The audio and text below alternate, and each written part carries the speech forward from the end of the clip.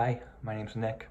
I'm in my 30s. I am married to Meg Jacobs with no kids, and I work at a tech company, mostly doing staffing, people, HR related functions.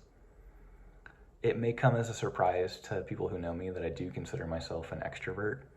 I'm an ENFP on Myers-Briggs. I'm a pretty hard 9 on Enneagram, but I do find a lot of my energy from being around people, from conversations, from community, from hosting and cooking and just having dinner.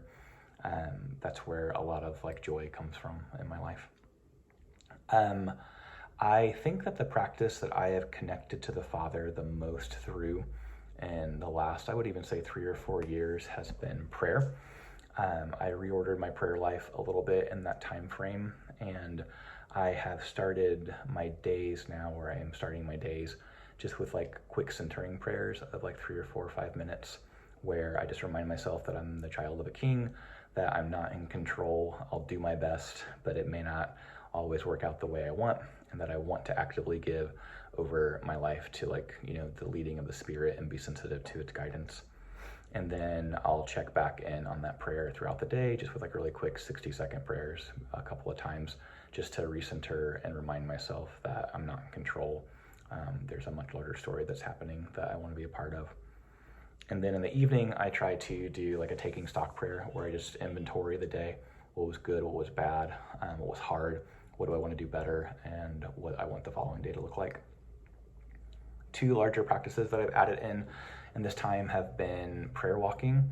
I walk a lot, 3 or 4 times a week, and in those prayers, I'll pray for specifics, or I'll just let what I see on my walk lead, people, buildings, sky, sun.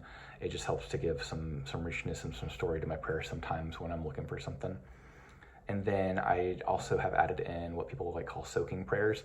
And so in the evening, when May goes to bed, I'll sometimes lay on my living room floor, and I'll just plug in headphones and just instrumental worship music, and I will let the Spirit go where it wants. I'll just ask for it to lead.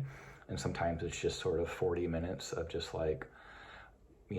quiet and stillness, and sometimes it's 40 minutes of just the Spirit working. And so I never know what I'm going to get with that, but I just want to give energy to that time and space to allow for whatever the Father and the Spirit wants.